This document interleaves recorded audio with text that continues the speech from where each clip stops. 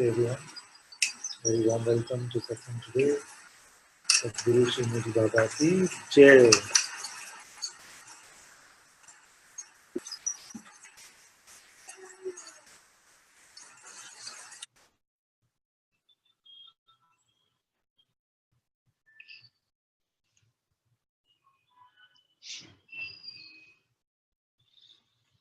What should we talk about today? Actually, the job of the master, if there is such a thing, a job, is the simplest and also the most difficult. And suppose one day you went to the top of India Gate, or went to the top of Eiffel Tower, or went to the top of Statue of Liberty, or something. You went to the top, you see, and then you forgot that you are at the top of this, and the feeling is that I want to get there. So everyone who comes now, you're asking them, so how do I get to the top of the Eiffel Tower? You see, and you are expecting that the color of the clouds will change. You see, because you're just looking at the clouds, you're not looking at where you are, you're just looking at the cloud, the sky. Something should change.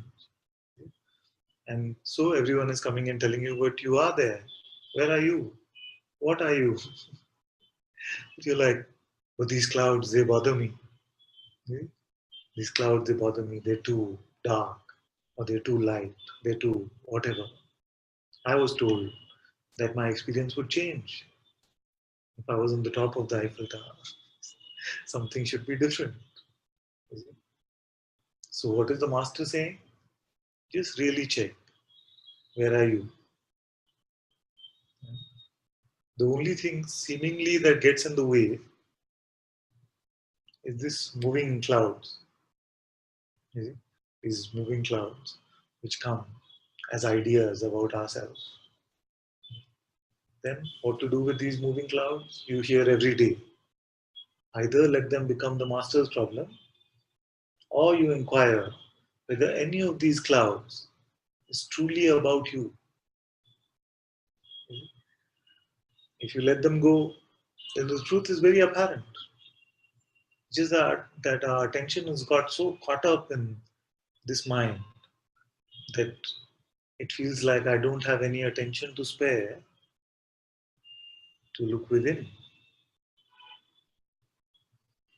And then you come to this space in which there is no within or without. It is not even space.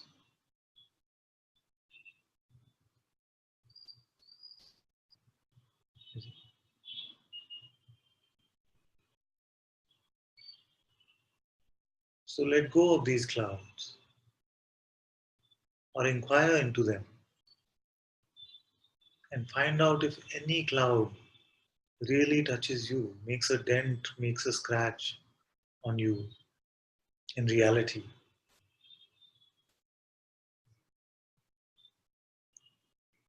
Then you'll not have to run for the truth. You are the truth.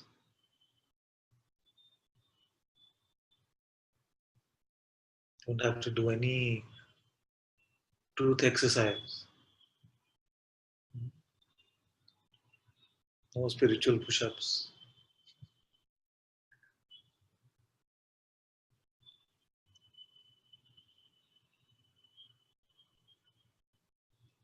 But if you approach this from the perspective of the mask already, from the personal mask already,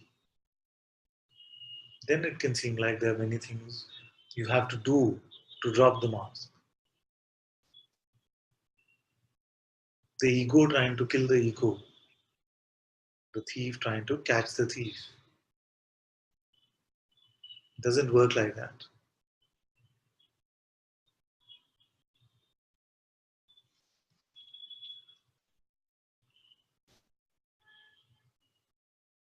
What is your maskless truth?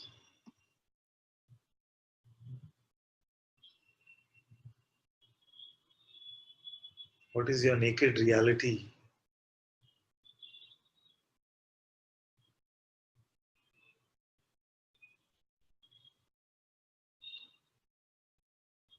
Are you confused here? Are you lost?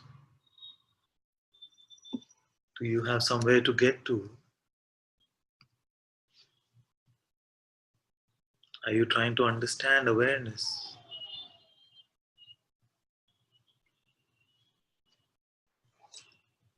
Do you have to fight with some emotion? Do you have to fix a relationship? Do you need to earn more money?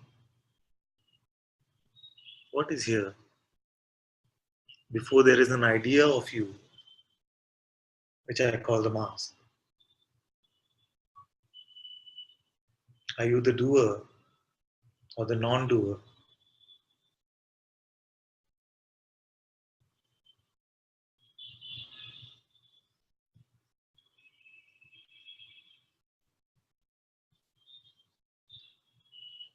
Helen says, this year my father died, my husband died, my good Sangha friend died.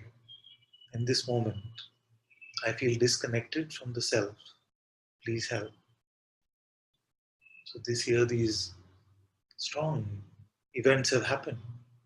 As far as the phenomenal world is concerned, maybe the strongest things that we can call in this realm have happened. And yet, this last part of what you say, in this moment, I feel disconnected from the self. You see? So are there two of you? One is the I and the other is the self.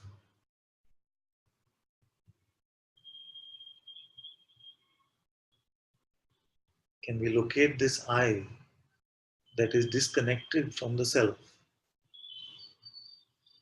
Now, a feeling can be there and the feeling can be strong. An interpretation can be there and the interpretation can seem true. But for a moment, if you are not to be concerned about what the feeling is, what the quality of the feeling is, or what the thought is saying, what is it that you are? The self is never disconnected from the self. The I that could be connected or disconnected is never true. This is really important. The self can never be disconnected from the self. It is the self. And the I that could be connected or disconnected is never real. That has just been an idea. That which you are right now is beyond all connections and disconnections. It is only when you consider yourself to be something limited, if you consider yourself to be something who is specific to the name Helen, something limited to this body,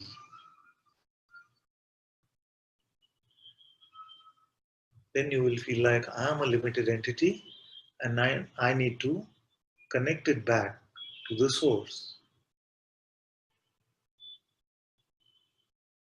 Is it?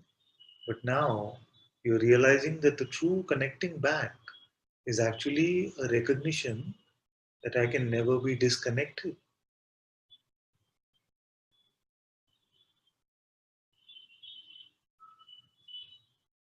Are you aware of the body, or is the body aware of you from your experience?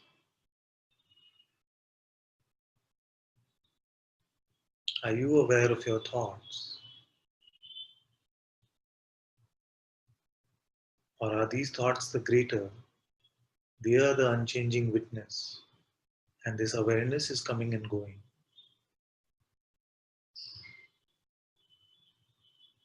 What is your truest position? The one that does not come and go.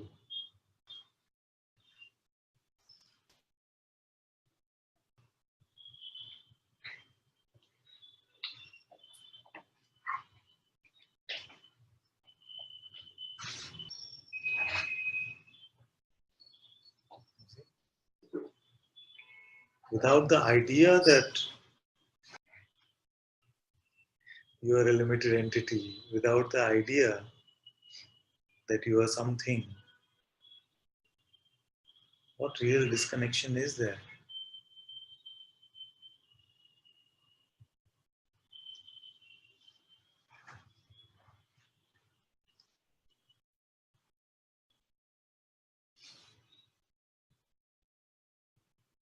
That is the simplicity of Advaita Vedanta.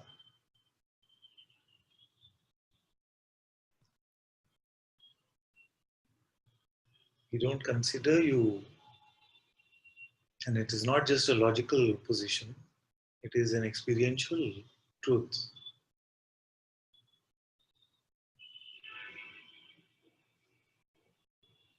that I don't consider you to be a separate entity at all. So that you don't consider yourself to be a separate entity. Because once this idea of separation is given belief, then it seems like to come to the realization of the self is a long journey.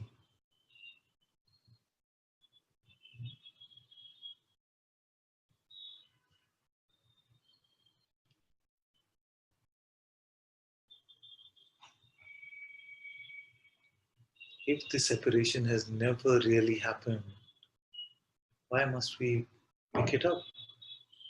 And if we have picked it up,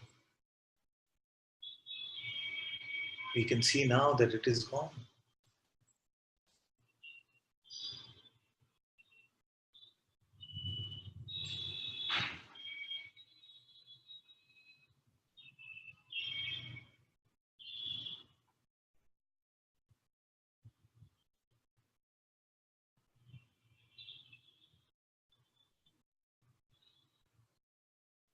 But if we start from the perspective that I am something, that there is an individual Jivatma,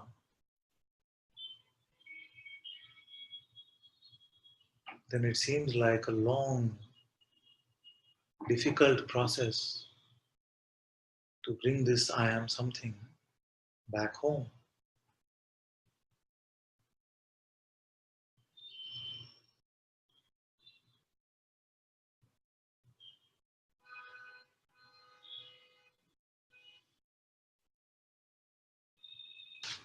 What is your truth right now?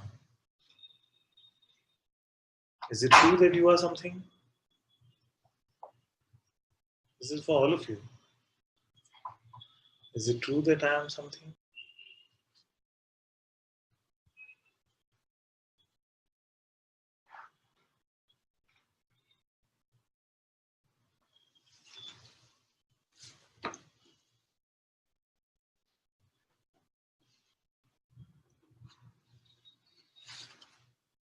What is that something that you attach to I am? What is the basis of that? Just another thought. It is just a notion, a concept. It has no validity, no reality.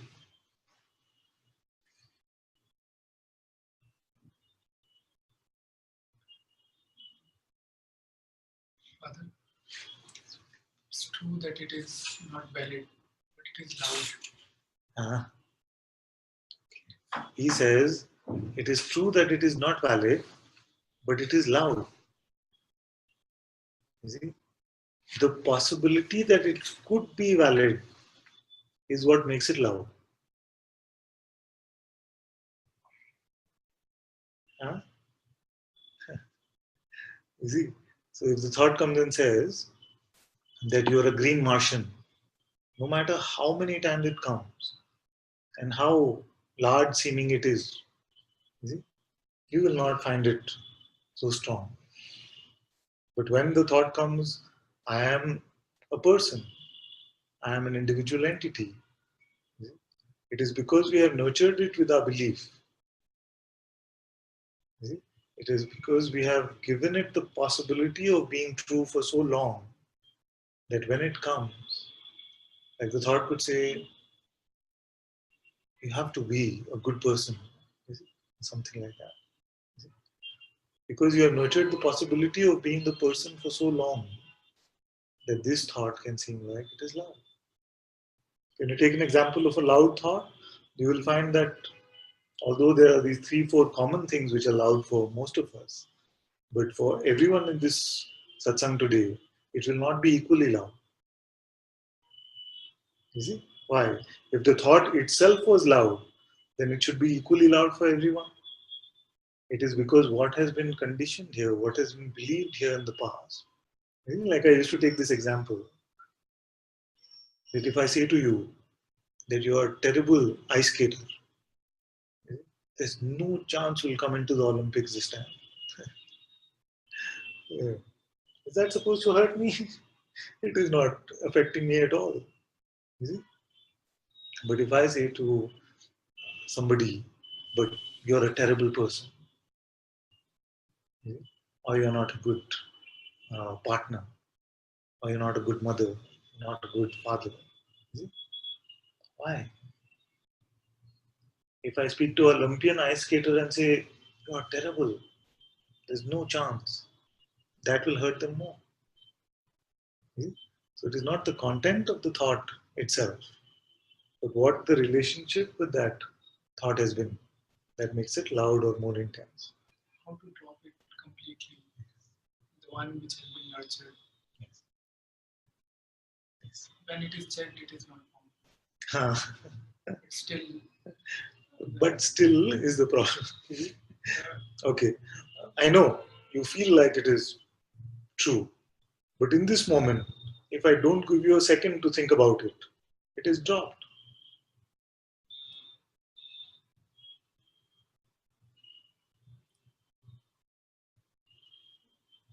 I can say I know what I am not. Yes. I can see that. Yes. But But even before we come to the recognition, the condition is gone. You see? The recognition is beautiful because when the condition comes from the mind, it is easily laughed at or easily let go of. But I'm saying that the effort is not even in the dropping of the condition, isn't it? What is naturally brought into this moment right now? Are you something? There are some intimate perceptions. There are some intimate perceptions. Some not Yes. so intimate perceptions. Yes. Some intimate perceptions are perceived, but are you something? The voice is there. Yeah. But I know it's not true. The voice is also perceived, these perceptions, so everything, all these sensations are there. Okay? The world is there, which is nothing but a set of sensations, visual perception. This body is there, nothing but a set of sensations. The mind is there, nothing but a set of sensations. So if we even stop distinguishing between these set of sensations, all there is the set of sensations is perceived. Where am I?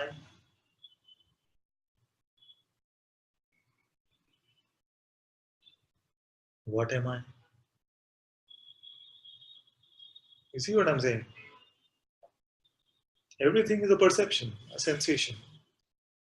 So out of these sensations, out of these, we have made theoretical notions of the a me. The voice Yes. is loud. Yes. I know it's not true. You see, but that's how it is not loud. Take an example of when it is loud. Right now, only the physical sensations are intimate. Yeah. And nothing is loud right now. When you are trying to push something away, then it can seem like it is very strong. Our resistance is what seems to give it power. In your openness, I'm telling you that nothing is really that strong as we consider it to be.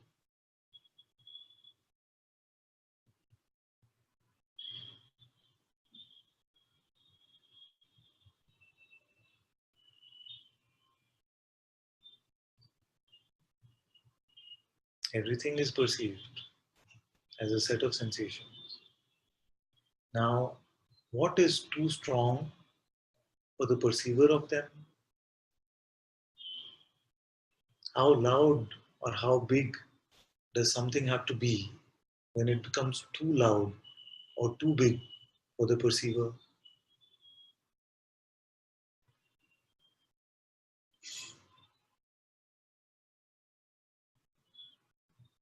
If an image came,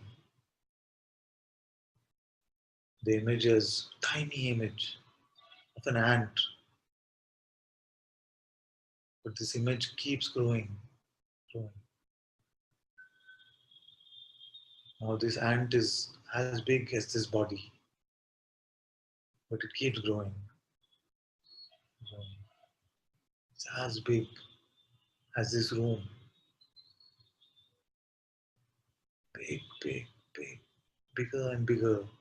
It's as big as this building, bigger, bigger, bigger, as big as the entire earth.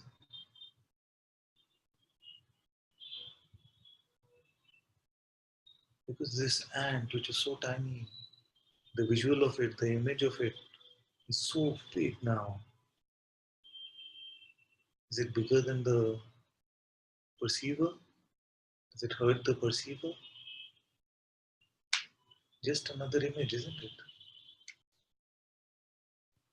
Can any object perceived become greater than that which perceives it?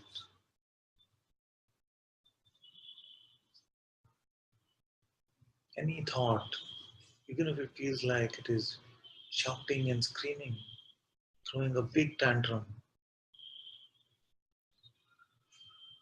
is it bigger than your being in which it is appearing?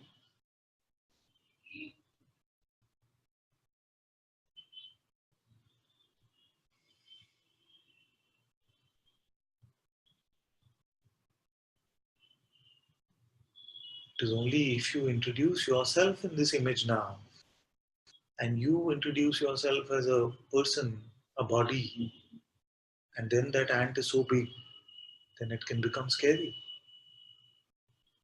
But if you are not a thing, if you are not an object,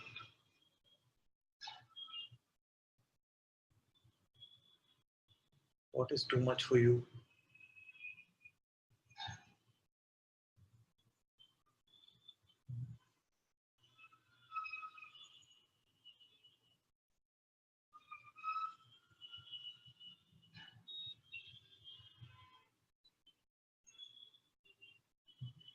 The perceiver does not have a shape. Perceiver does not have a shape. Mind is takes that as a doubt. But what power inherently does this mind have? If the perceiver was not there, then what mind would there be? Even when the mind comes, if the perceiver did not have the power of belief, When you say that yeah, perceiver is bigger, in my experience, the size, the attributes of size and all does not apply. yes, and yet, Bigger. and yet, you see, it is within the screen of this perceiver itself, of being, of consciousness itself, that everything that is perceived is there, isn't it? Where is this voice being heard right now?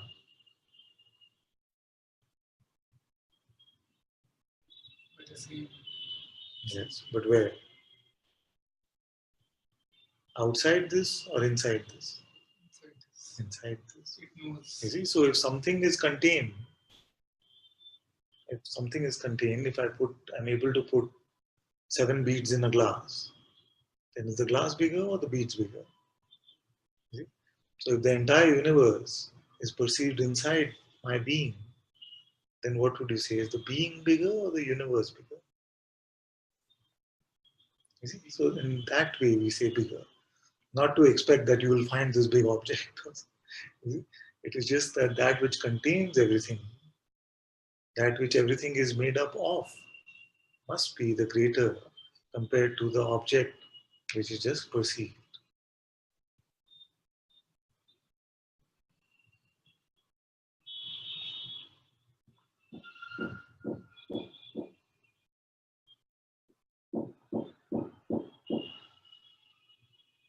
Now Guruji asks, can this perceiver be perceived?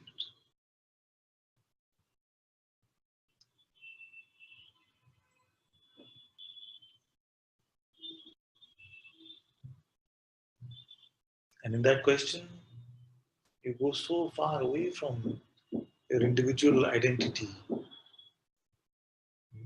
and you're checking who is aware of even this perceiver, of this being, consciousness. Then all separation, all knowledge, all individuality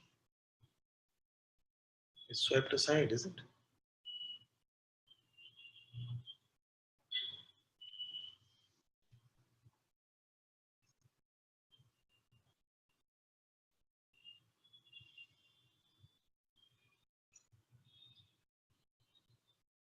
So for something to become big in relation to you must have a size and shape.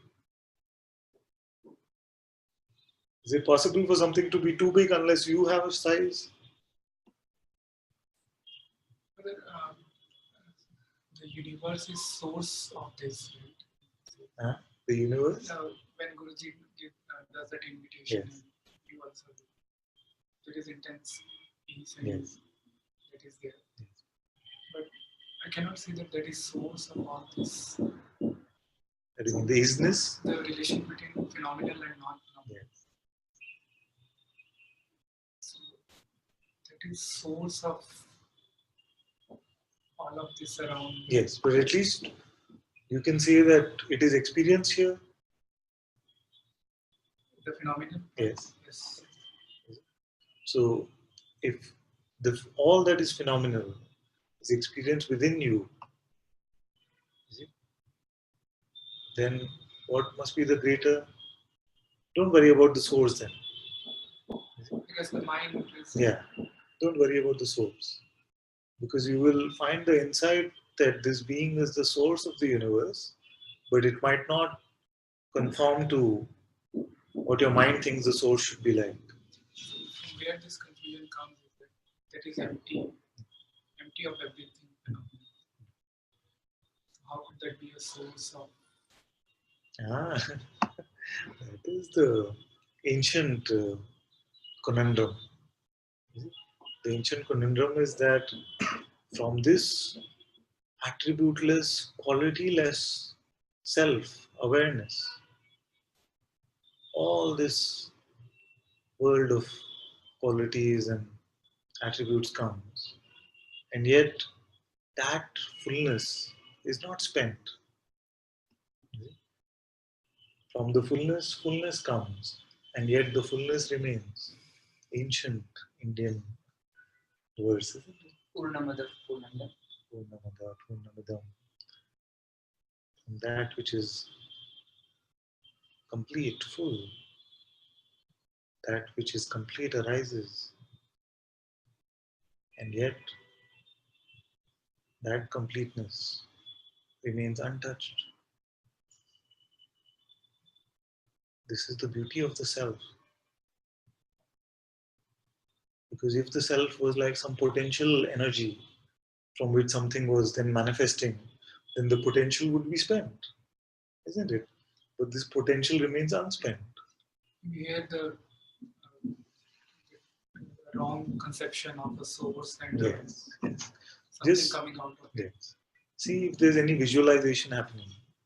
And if there is any visualization happening, then find out who is aware of that visual. Don't settle for any visualization when you hear the terms like source or screen. Yeah, it is empty. Yes, but it is not even an empty which you can Imagine. Tell me an empty which you can imagine. Empty means? This one is can only be experienced. That is good. Stay with that. Because many times for empty, when people hear, they feel like a big, dark, empty space or empty room. It is not that. Mhm.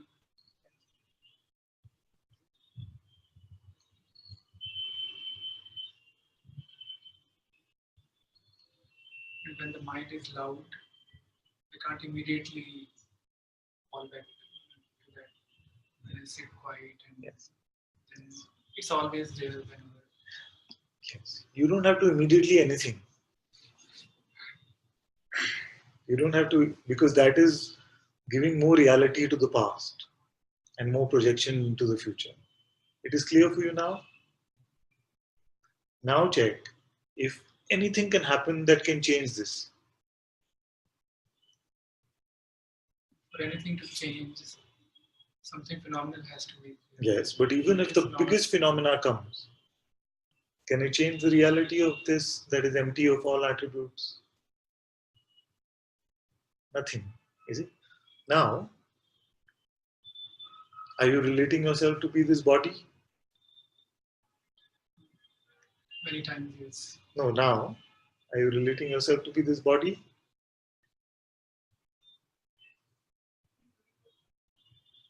Voice is there, but it's not true. Yes. So then you're not, is it? But the voice will come and say, but when I leave satsang or when I go home, then many times when the voice comes, then I pick it up. In that story, who are you?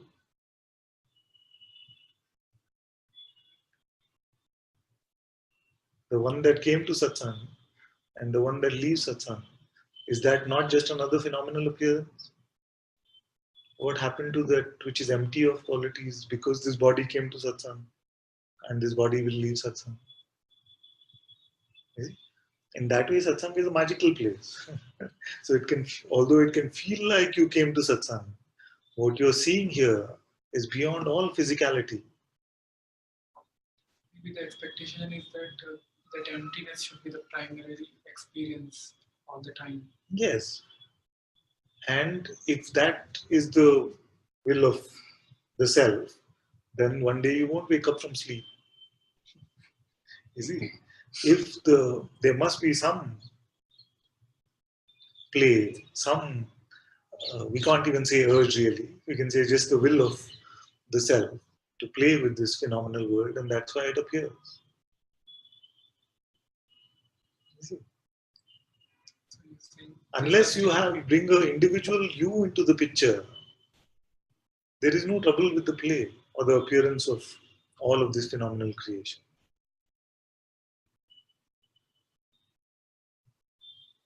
Are you that who has come to this satsang? And are you that who is going to go from this satsang?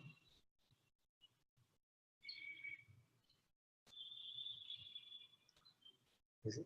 So if you are the awareness which is aware of all of these moving images on the screen,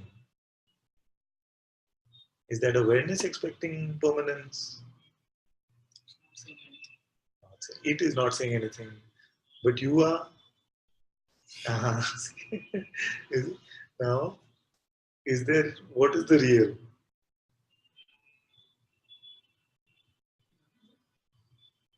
For this point where the mind is able to make a distinction between it and I, still, even after we are recognizing so clearly, I have given this sword, which is who is aware of even this awareness. I'm not sure this voice is loud or intimate. You forget about what it is. You see? Whether it is loud or intimate.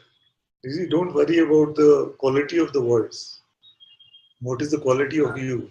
In any case, it is not that voice is not me. Yes. It Always, is not you. And it doesn't affect you. yes. You see? Only when you misidentify you as something limited will it affect you. Yes. Now, this is a common fallacy, and many times I get this question. that it's all okay when I come to satsang, but why doesn't it last when I leave satsang? But even in that story, who are you? Are you the one that came to satsang? Are you the one that will leave satsang?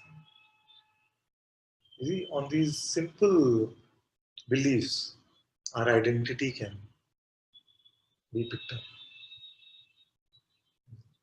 Are you saying these words just conversationally? Of course, we can talk about it. I can say, are you coming to satsang? You can say yes. You don't have to say awareness didn't go any. But, so conversationally, we can say, but do we really mean it in our heart?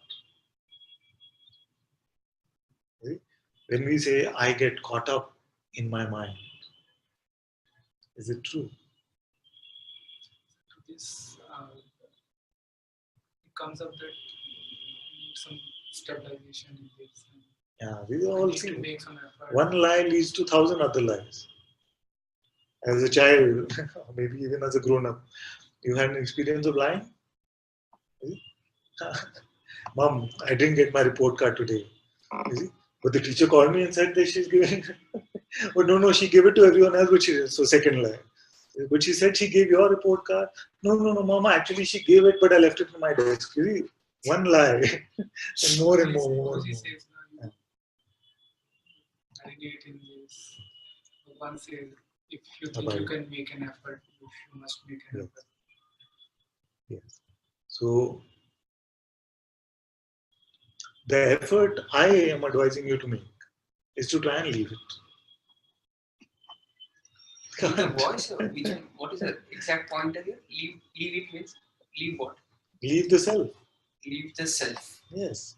So instead of trying to abide in it, instead of trying to marinate, my advice for marination is try to not be marinated, try to not be aware. It is also clear that no matter what this voice says, Yes. the emptiness is there, it's untouched. Now it is clear.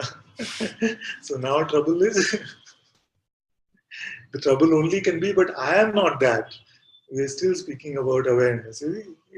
If you now say there is some trouble, it can only come from that place that I cannot be that awareness. I must be something, some object. Now you have said, let me exaggerate it a bit of what he has said. He has said, it doesn't matter. Millions of things can come and go. Millions of thoughts can come. Millions of lifetimes can come and go. That which is qualityless, attributeless, the self, remains untouched, unaffected.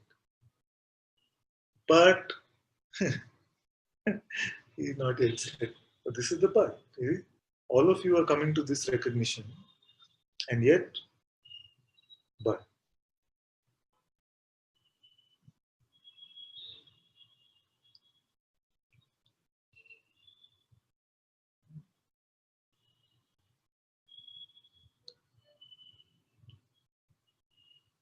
Do you see that? Yeah. Story. Huh? Everything is a story. Everything is a story.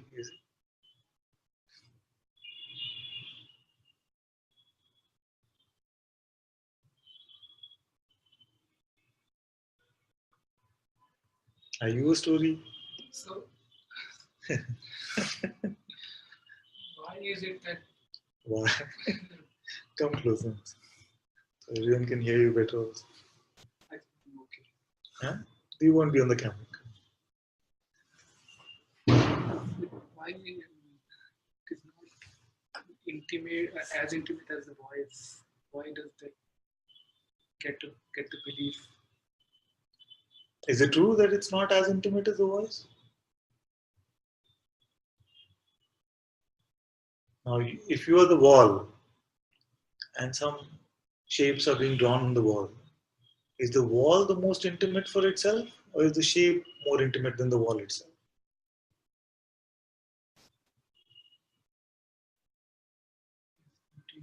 You are most intimate because you are that.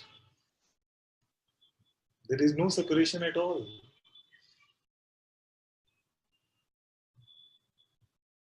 More intimate than intimate. You are that.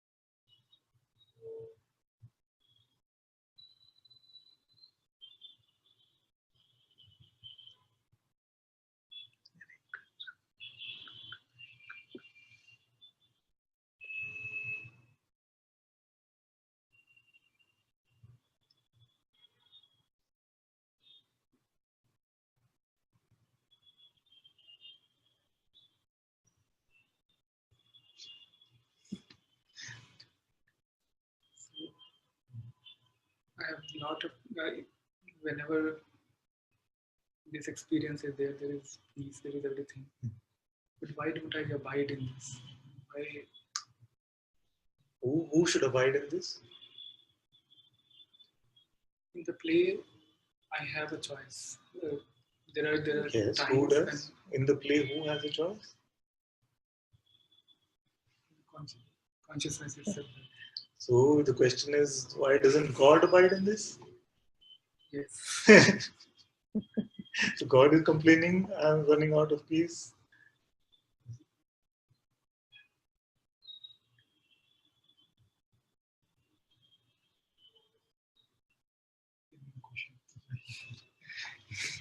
So the point is not to disregard the question anyway. I hope you're not feeling that we are Advaitaing the question away or something. But from your experience, can you really say that there is any distinction between that which is empty of all qualities, that which we call the absolute, this awareness, and that which appears qualitatively? Is there any difference even in that? Are there two? One is awareness, one is consciousness.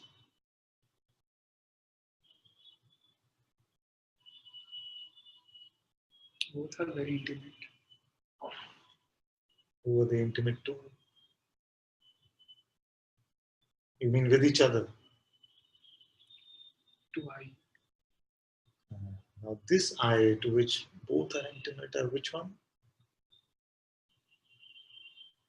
It's the same.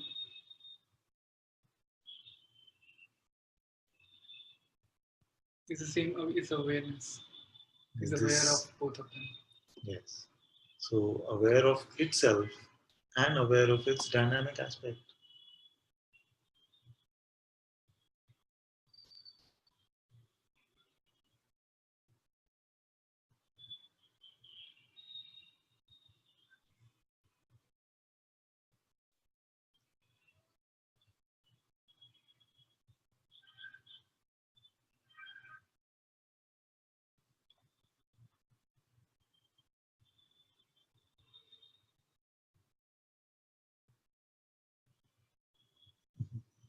I've been saying this one very often, and maybe it's becoming one of my favorite things to say, that all confusion is actually this mistaken identity about the I.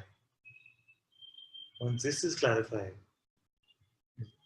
you see that I can have no confusion. And what is suffering?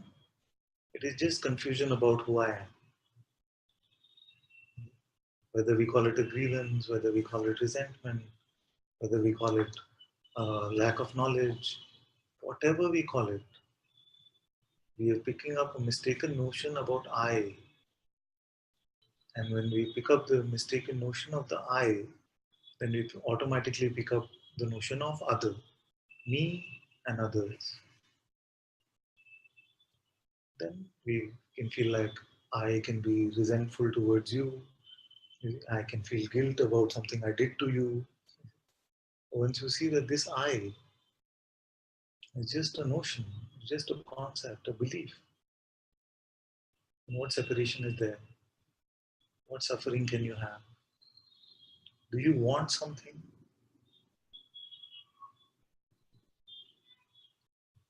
You cannot even make the instruction of abidance into a desire. Abidance only means don't pick up a false notion about yourself. Why? Because then you will suffer. And your complaint is suffering.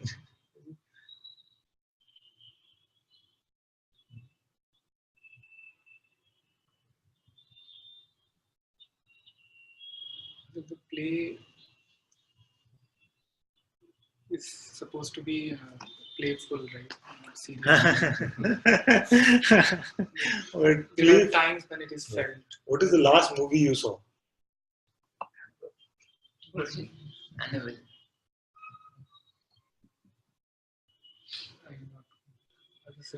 For a long time? TV series. What is the last TV series you saw that you enjoyed?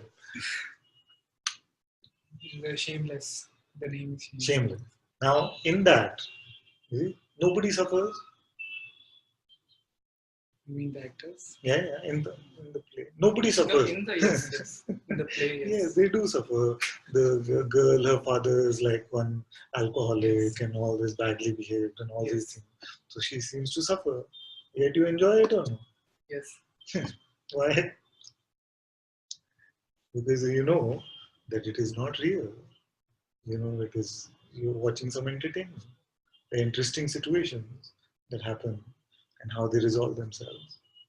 So this play is like that kind of intimate play, but all the ups and downs which are possible in that which you call entertainment when you watch are available here. But when you consider yourself to be just that, is it? I'm not sure that this life, this play Yeah. can be as same as what I'm watching on the screen. No, it's much more intricate. It's not that. That which you're watching on the screen is part of this bigger play. And yet again, I'm saying it all will make sense only from the clarity about who you are. Now, for you say that I am this qualityless emptiness, this absolute. Now, all that happens phenomenally. What is the best way you would describe for that one, for the absolute? It is all. All It in is empty. appearance. Empty. But all that is seeming to appear. What word would you give to that? Which is seeming to appear. Yes. So you are that emptiness, which is untouched by anything. You see? Now all this is seeming to appear. It is being perceived. What would you label it as? Would you label it as Maya, Leela? Would you call it unreal, real? Whatever you call it. It really doesn't matter. You can use your favorite term. You don't have to call it play. You see? You can call it appearance because it appears and disappears. You don't appear and disappear. So don't get so worried about the play part of it, the Leela part of it. Because then when you say play, then, oh, but it should be more entertaining, but there's so much crime happening here, there's so much, you see, what kind of a sadist is God, all these kind of concepts can come. Forget about the concept of play also. You see who you are and what does the appearance mean to you. What does the appearance mean to you in reality?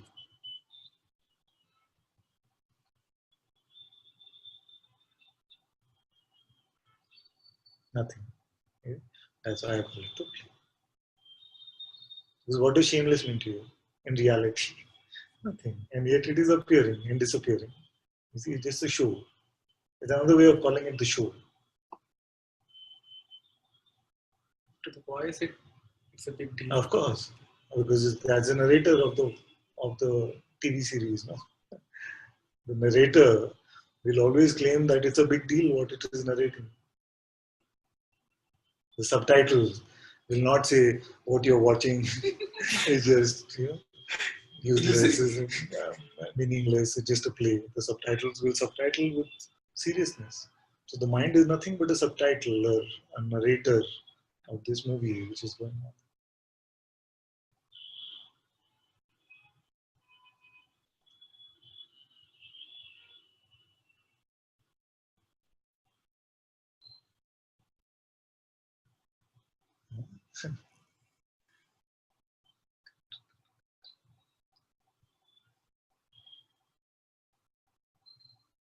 Okay, let's see now.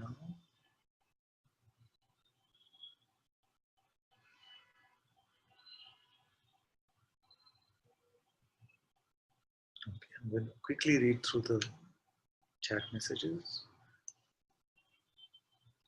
Niranjan says, but no thought, sensation, or perception has life, sentience, reality. I am is life, and I am gives life to these.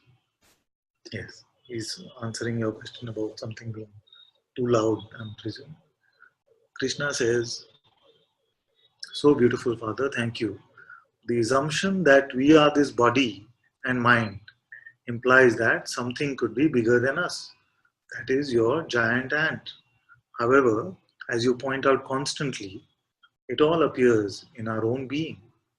Then, in that case, no object could be bigger than that being in which it is all experienced. One has to keep looking with love and faith to begin to see what you are pointing to. Please don't stop repeating it over and over again. Yes, haven't so far, so I don't feel it'll happen soon that I'll stop repeating it.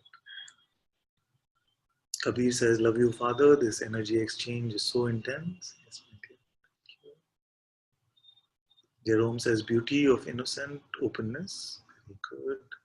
Serena says, "Thank you. You're welcome, my dear." Hari says, "Father, can I ask a question?" Yes, in a minute. In a minute. Helen says, "I leave identification with the body at your feet. Thank you for your pointings, bringing more clarity." Very good.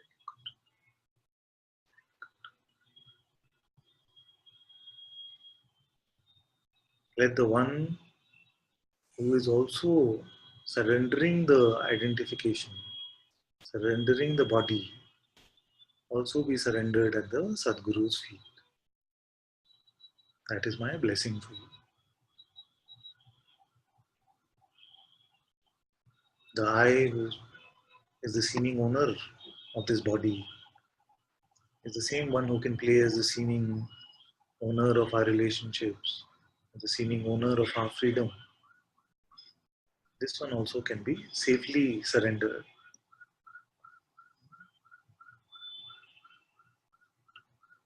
Okay, Hari can come.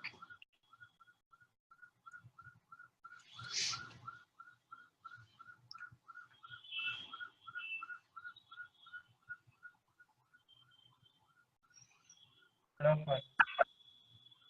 Namaste. Namaste, my dear.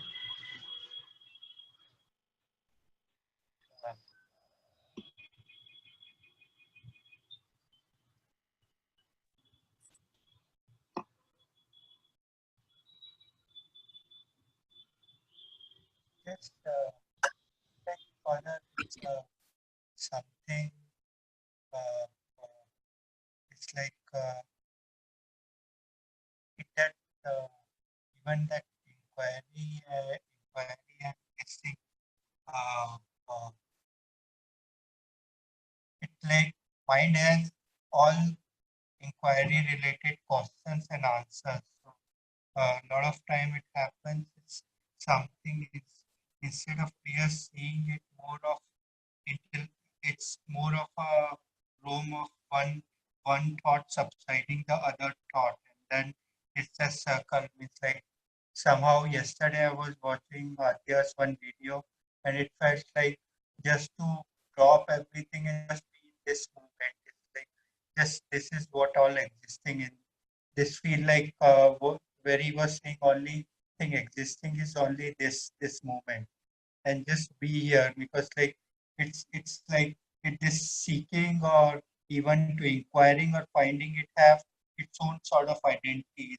It's like it's something is looking for answer, looking for clarity, looking for insight, and it because you're looking for insight, that's why you're not there, because something is like it's doing that, and it's subsiding one set of answer with another, and say satsang, uh, what I heard in satsang, so this like mind repetition of that concept, and it like feel like just to allow, just to be here, only be here. That whatever is here, this is. Otherwise, it's like even if it, I don't know, it's true or not. Even the something is inquiring. That also coming from a place of identity, who's trying to be realized itself. And as long as that is there, it is looking for its in its own dimension, sense of freedom. But it's just accepting it as it is. It's just, uh, I don't know how. Yes, yes. This is a very good point. So, these days I've been saying, and you've been watching some of the satsang also, I've seen that the words that have come from here, and this should help to clarify this very clearly. As we don't have any notion about ourselves, whether we call it just being, just empty, just open, in complete acceptance, whatever the terminology we use is unimportant. Basically, the point is to come to this motionless existence. Guruji calls it your unadulterated being, unassociated consciousness. See? Now, what is that which gets associated? It's just a notion. I am something. Now, if upon hearing the pointing just be, you can see that all some things are coming and going, nothing is getting attached, see? Then simply you come to a simple surrender. This is only surrender. See? That I have nothing to do with this something which the mind is offering to me. It is all allowed to come and go. So this is the simplicity of surrender. See? For you, because of your temperament, it might seem like this is the easier position. Now, as you come to this unadulterated being, uncontaminated consciousness, so whatever terminology you use, the truth about who you are is very apparent. You see? So it is not that the insight which is available in inquiry is not apparent already in your just being. You see? So that self-recognition is the most apparent thing in your being. Now, others might feel that this, this just be thing, I just can't do that just be thing. You see? So they have a different temperament. You see? They might not be able to surrender all the somethings, allow them to come and go. You see? So if they feel like, oh, this just being, I can't just be, that sounds like a doing to me. You see? Some can also say that. You see? So for them, because they are so different temperamentally, and they are very quick to pick up on the idea of I am something, and they feel like I can't just let it go, I can't surrender it, I can't just be. Then there's another way. Whichever something you're considering yourself to be, inquire whether that is true or not. I am not a good person. I am not finding the truth. I am not a worthy seeker. All these ideas we have. So for those who are not able to just let them go, just be, then we say, okay, you inquire into whether these are true. And as we inquire into whether these are true, we find that these notions become powerless and we are just being. And again, as we are just being, the truth is completely apparent.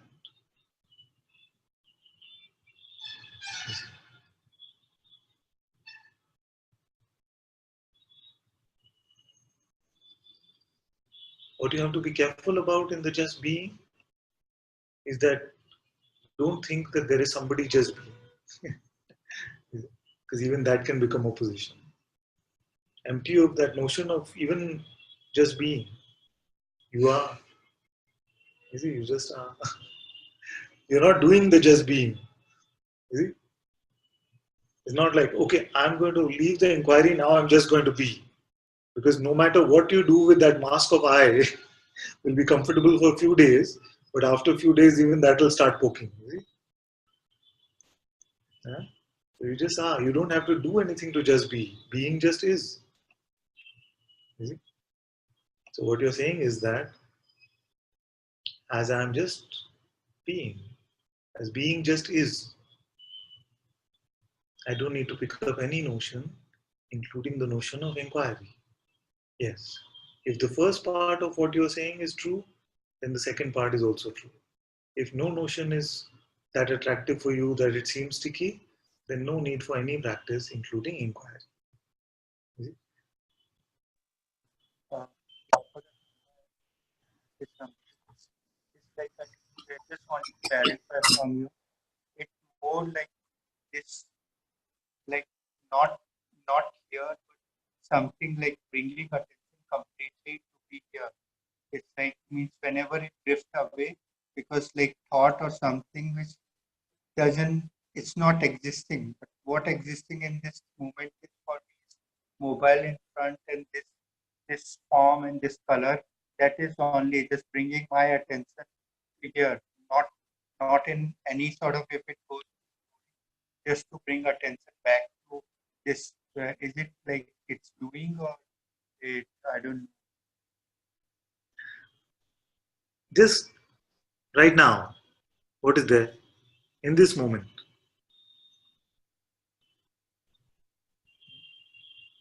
Some perception is happening. What is your position in that's it. We didn't do anything, no?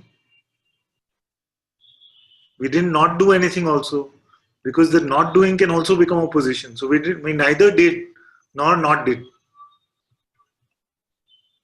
I know it sounds very zen, but I'm not trying to sound like that. I'm just saying, just naturally what is here is neither the result of a doing nor a result of a non-doing.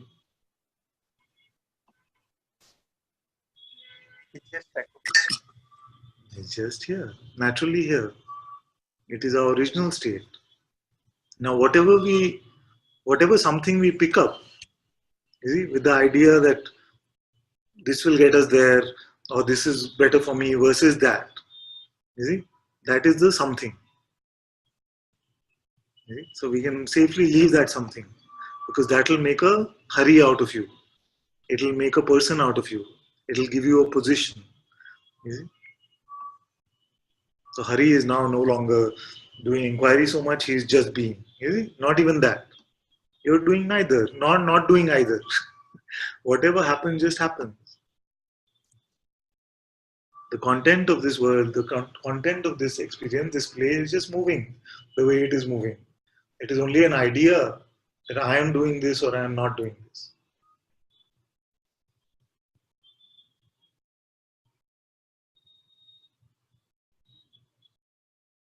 Now we can speak so subtly, isn't it? So clearly about these things. If in your most natural place, and I just said, but what are you now? Then all those questions, all those conditions, they vanish. You see? How I know that they will vanish? Because they are not true. They are not your original state. You see? So you don't have to take one position over another. You don't have to take one as the truth, one as the false. Just everything is gone.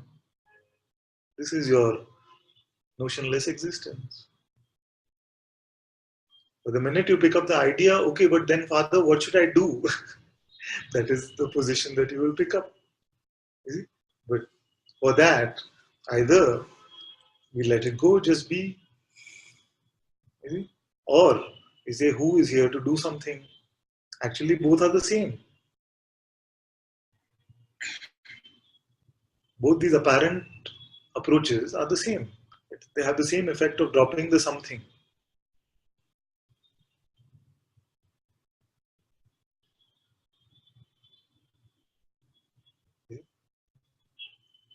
So then just being is no longer any different from the inquiry itself. You see? Because as you're just being, it is clear who you are, which is the inquiry. The recognition is so apparent. And as your recognition is apparent, what are you? You are just being. Soon all these distinctions will fade away because you will realize that I don't need a strategy to get anywhere. I don't need a plan to get anywhere because before I can even decide to get somewhere, I am that.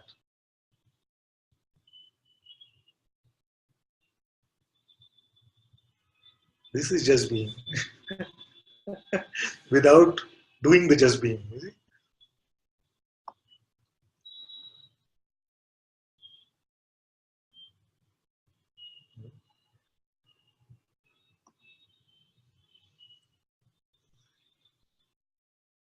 I hope more and more this point becomes clear for all of you.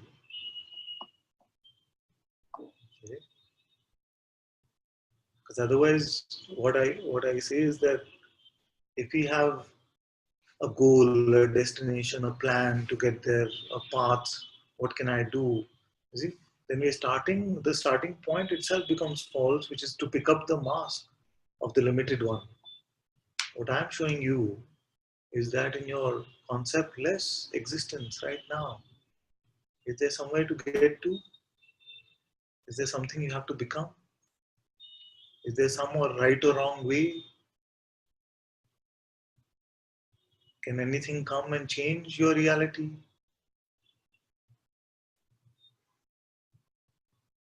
See? And that is why that whole flowchart of spirituality is there. You see, all of spirituality is like one flowchart. How to drop something is the aim of that flowchart. How to drop the notion of something. You see? First, just forget it. Don't make it a thing. Forget it. You see? Just remain as I am, or just be, surrender, let it be father's problem or Guruji's problem, same thing. You see, can be let go of. Something is let go of, and then you feel like, oh, but this seems like just some new agey type stuff. It is not real. How can I just let go? It's just seeming like some new age philosophy, new Advaita or something like that. Then you say, okay, okay. So if you feel that you are something, can you check if it is true? Where is that something? Who am I? That is inquiry. So surrender and inquiry are the two main things that we speak about in satsang, every satsang. Sometimes, rarely, someone will come and say, but okay, okay, no, surrender also and inquiry also, Father, I can't really do. I say, okay, how is it if I tell you to just stay with your breath? Just stay with your breath, in, out. At least during that time, you're not playing with the idea I am something. So mindfulness comes from there. Same thing. We're not picking up the idea that I am something by just bringing our attention, keeping our attention with our breath. Someone says, okay, I can't even do that. So then the masters in their kindness said, okay, let me give you a mantra. I will energize this mantra and give to you because it has a resonance with your energy system as it is today. So let me, on the basis of your energy system, give you an energized mantra so that when it resonates, when the mantra reverberates within your being, it seems to clean up all these notions that I am something. So then we go Ram, Ram, Ram, and all this idea that I am something is dissolving. Right? Then someone will say, okay, I can't bring attention to breath, I can't even do chanting, I do it for 2 minutes, but my mind is too distracted, I go to check my mail. Then to them you say, okay, maybe you can use a help, use a mala. So every time you get distracted, go to the physical sensation of the mala and keep your attention on that one. Some will say, okay, even that doesn't work. Then you say, okay, can you sing some bhajan at least? For 15 minutes every day, sing a bhajan. At least in those 15 minutes, you will not consider yourself to be something. You're just invoking the presence of the Lord in your heart. Right? Some will say, no, no, but I'm not devotional. These bhajans just sound like some silly Indian music or something. I can't do that. I say, okay, what about you? Are you okay with bending your body a little bit with just keeping your attention in the body movements in a certain way? Okay, then I'll give you some yoga, hatha yoga to do. You see, and hatha yoga. So all of this, starting from this just simple surrender to actually the very physical exercise, physical movement of the body, is all about dropping this notion that you are something. There is no right or wrong in this. What is right, what is wrong, there is nothing like that. It is just based on what is suitable for your temperament.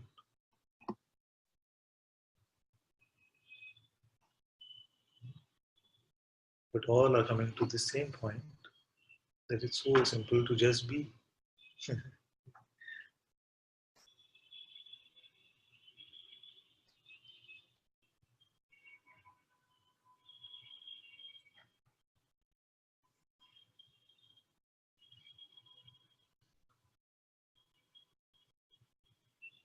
All of this much ado about nothing to discover that which we always are.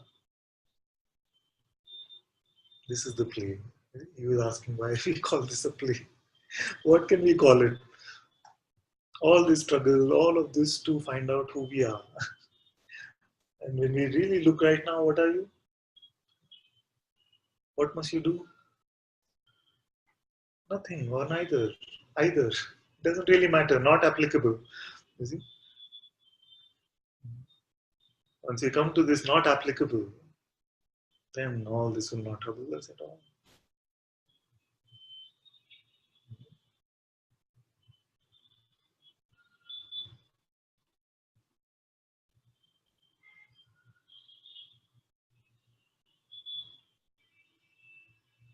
And that reminds me, by the way, that some yoga started happening here in the last week or so.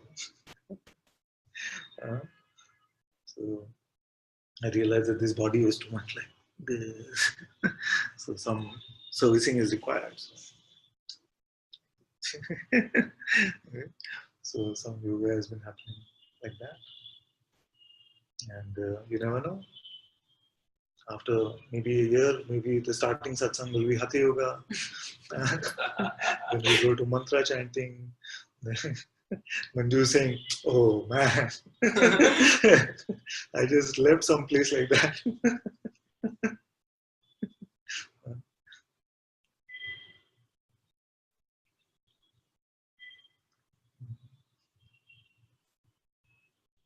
How about playing? Yeah. Playing. Playing Games. actually we wanted to do. In fact, Hari was there. Then once we had this idea that once a week we won't have satsang on the Friday, but we'll go and play some basketball, something. That idea fell by the wayside very quickly.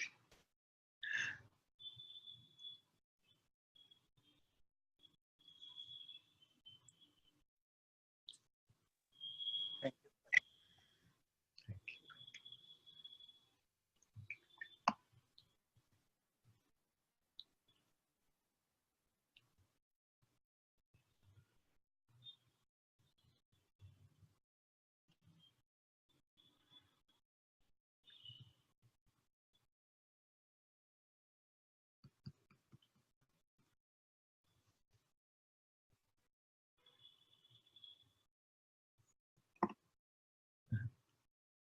Yesterday, one of you sent me a message and it reminded me of this. You see, age is long, you know. I'm not going to say the name now, but it reminded me of this ages long debate, which is what is the best paths to get to the truth. And even if there is a recognition of the truth, then what should be done? Should we be bhaktas? Should we do karmas? Should we try to make the world a better place? Or should we just rest in our presence? That is enough for the world. And I was saying that nobody can resolve these debates. These have been going on for centuries. What is the nature of I am? Whether it is completely unreal, whether it is as real as I, whether it is real but not as real as I. You see, all these various positions have been taken. And then what must this I am something do to get to this I? All these have been, this is the only problem ever.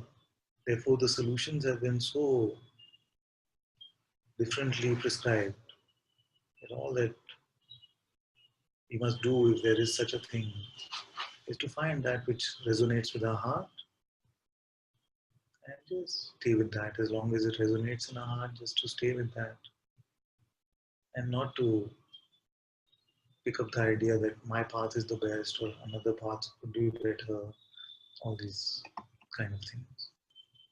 Because all of this is about this simple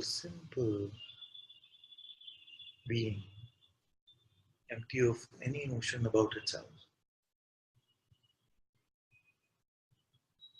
As I'm pointing this to you so directly, We cannot even call this a path actually.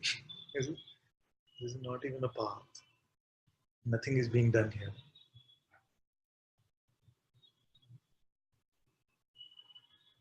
That's why maybe Guruji says it is the pathless path.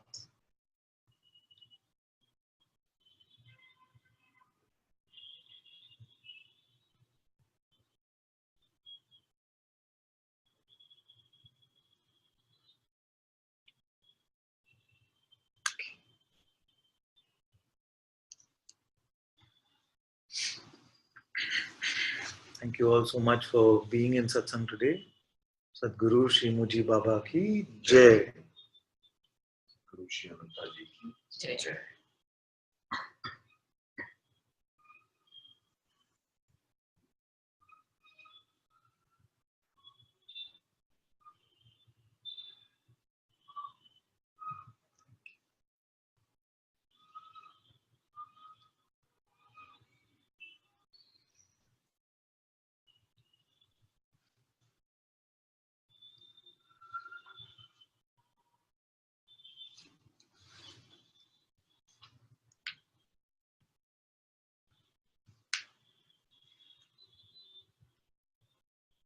So I saw Shivani here, so it reminded me.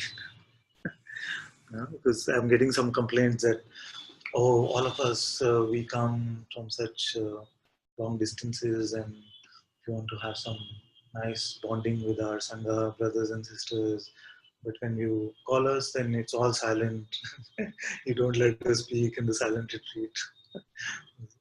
So my feeling is that of the 6 days that we have, we'll keep the first day, that much concession.